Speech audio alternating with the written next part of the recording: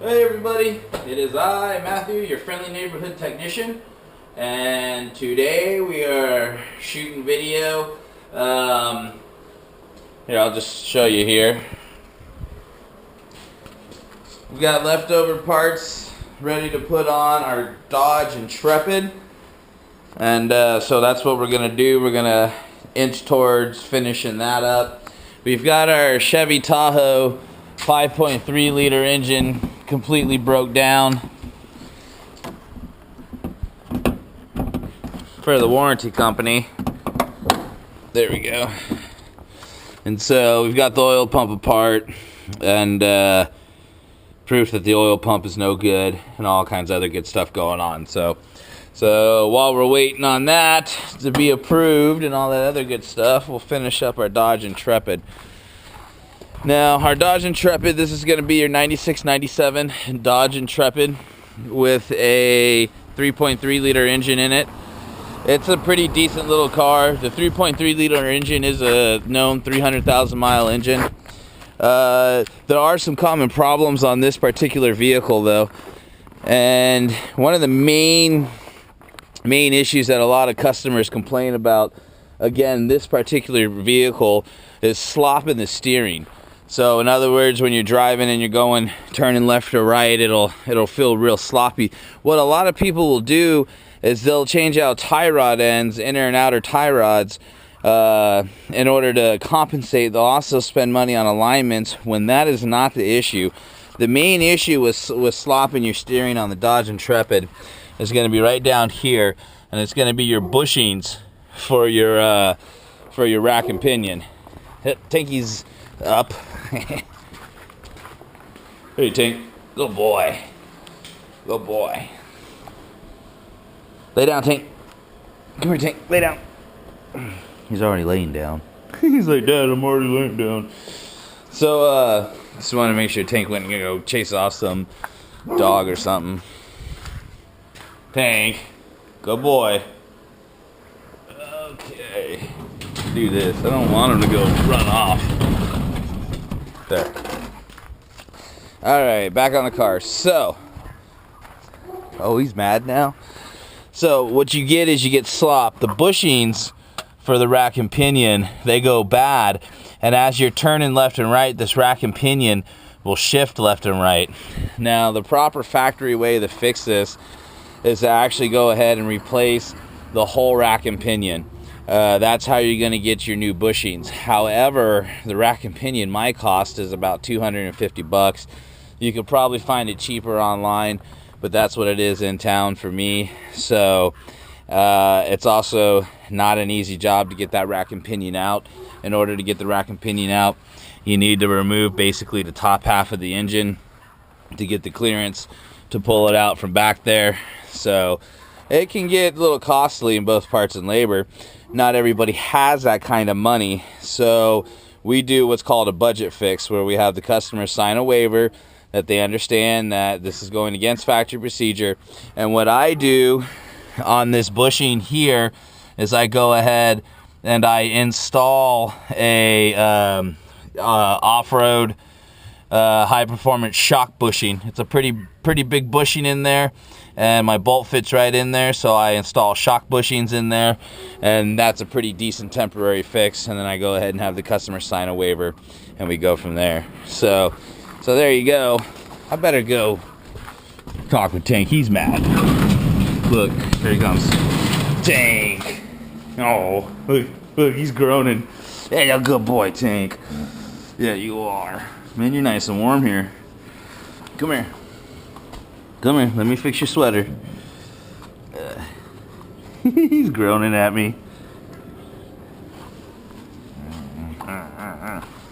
Alright, Tank. Well, this is Tank's little warm spot. Alright. Well, let's go get to work. Tank, don't you run off, man. Tank's protective of his property, so sometimes he chases other dogs.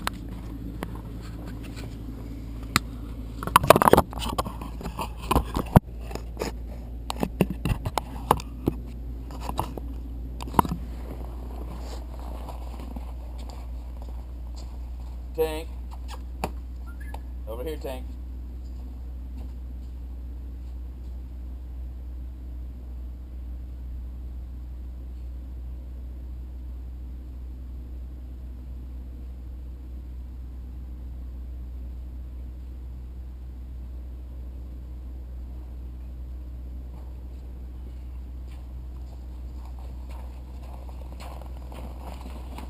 Alright. Not a whole lot going on here other than just buttoning this thing back up. And the reason why I took the majority of this stuff apart was so that I could have access to where I needed to get to. This is going to be the bracket for your coil.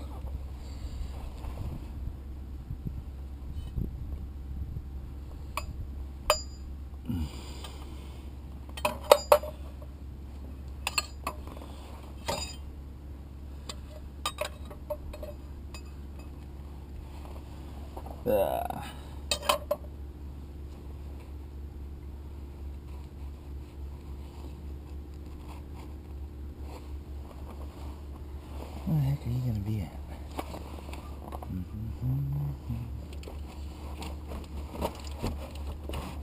Get you out of my way.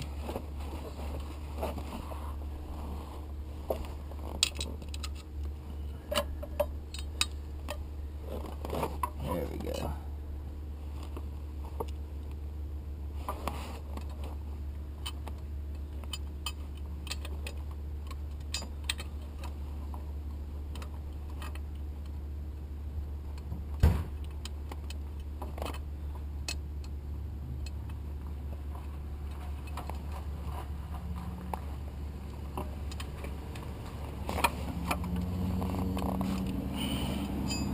Sometimes you just gotta have patience. What I've got down here is a bunch of junk in my way.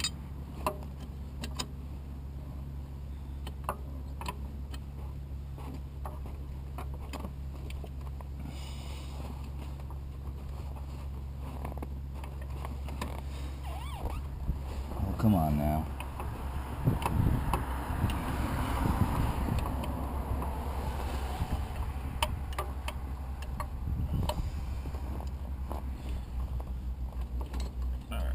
It's not going to play the way I need it to.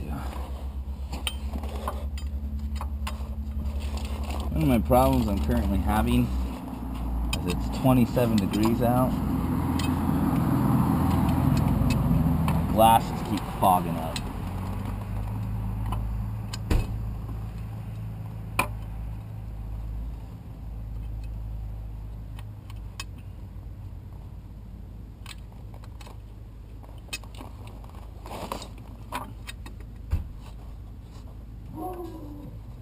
There goes Tank again, barking at somebody. Yay, finally!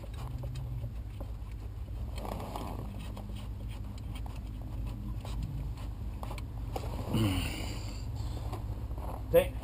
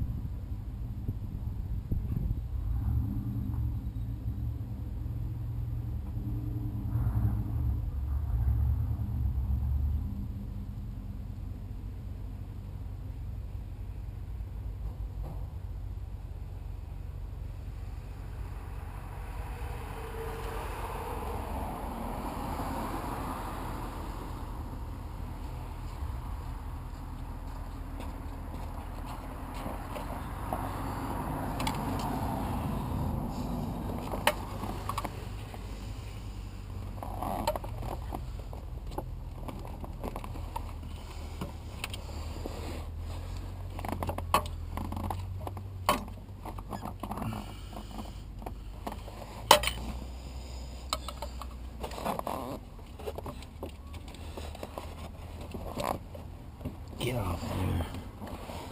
Get out of my way. There we go.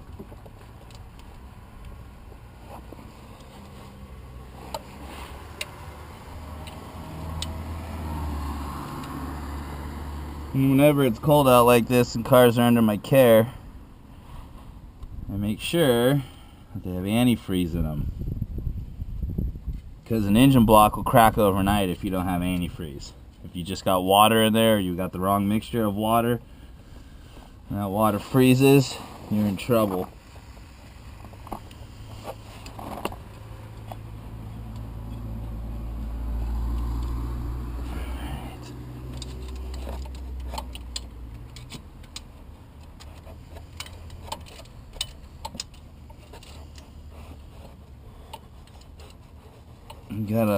Gotta love a 100-tooth ratcheting wrench. It makes your life easier, except for when it's cold out. All right.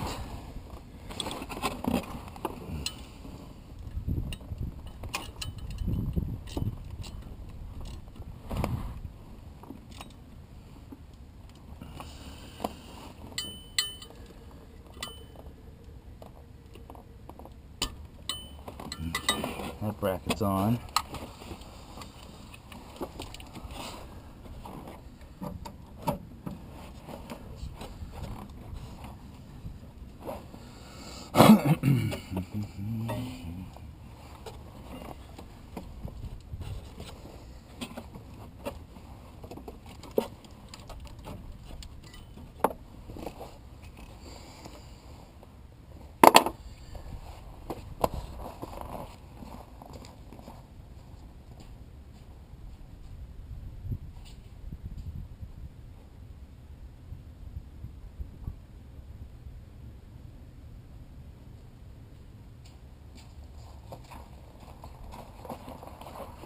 Okay, that bracket's on. Let's see if we can go grab our other parts here.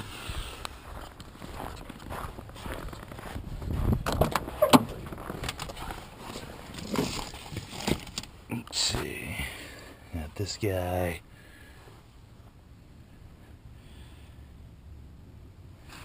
That's all we need for right now.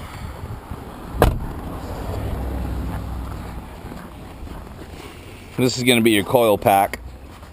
Keep it simple. This is where some of your spark comes from. All right.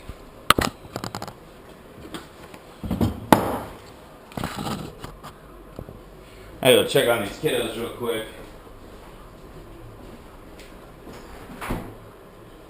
You guys doing okay?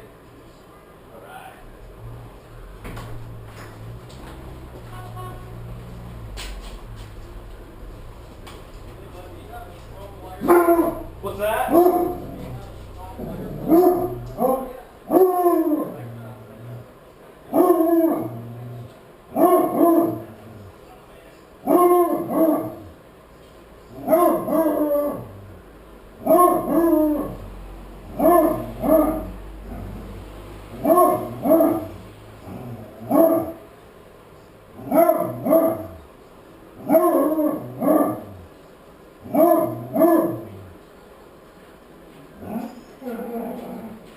Good boy, Tank.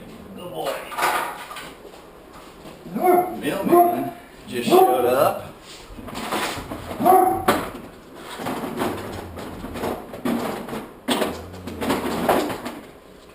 One of the chains on his tire broke.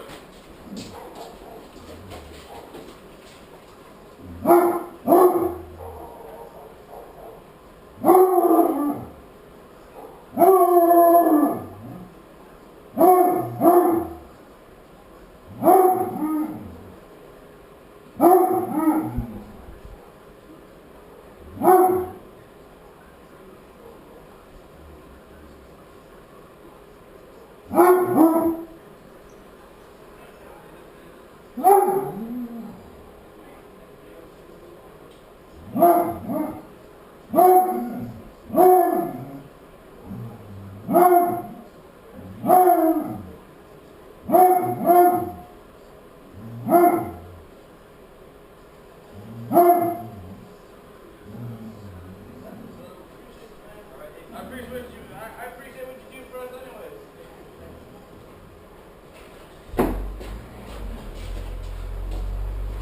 anyways. Poor Tank didn't like that, so the mailman stopped and asked me if I had something to cut. one of the wires on the chains on his tire, so I had to stop and do that real quick. Alright.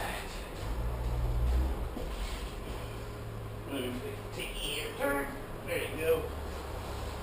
Okay. So, as you can tell, there's never a dull moment here.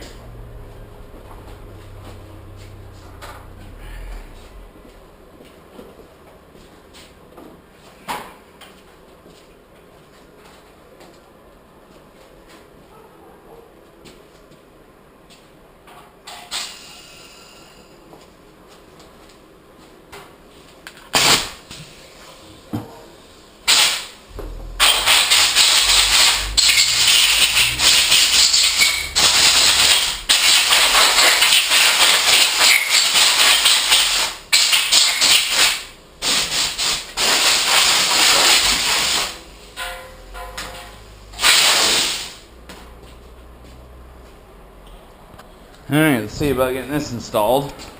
Tank!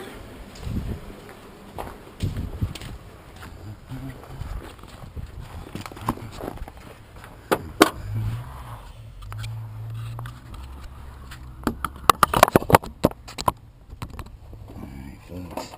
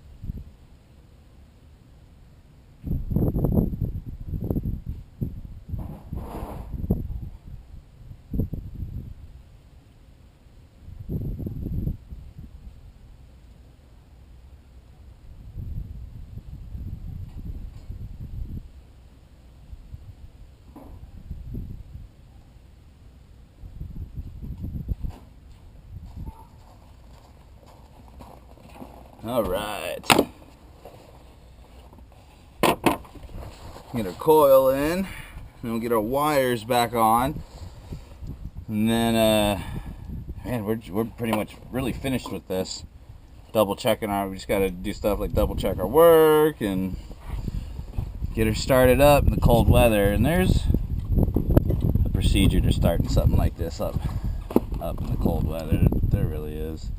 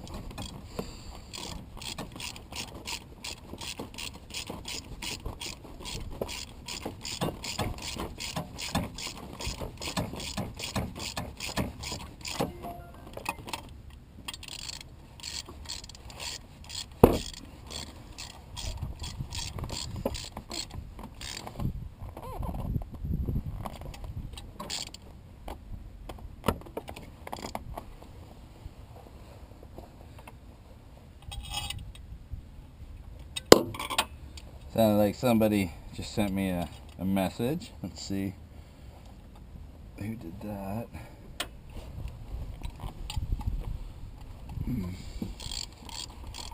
So there's another issue on these Dodge Intrepids that we'll talk about also real quick, and that's the fuel lines on these Dodge Intrepids. they tend to get brittle. They have that built-in plastic quick disconnect on them, and they tend to get brittle and break so that you can't reconnect it to the main fuel rail. And the thing about it is the fuel line runs the whole length of the car, and it's about $100 to replace a fuel line. Okay, but there's another budget fix that I'm gonna recommend you can do. Again, make sure you inform your customer or whoever it is that you're working with that you're doing a budget fix. But instead of replacing the whole fuel line front to back, you can see down in here, just go ahead and cut this fuel line off right here. Cut this end off right here and get you some high performance, high temperature, you know, fuel line and a couple clamps, and go ahead and just reconnect your fuel line with a rubber hose, because without the plastic insert that gets brittle and tends to break off, this fuel line will leak, and it also doesn't snap down. So go ahead and cut. What I'm going to do, and I'll make a video of it, is I'm going to cut this off right here. Then I'm just going to install rubber fuel hose right there. So, all right, well, good. We got our power steering is good. All that's good.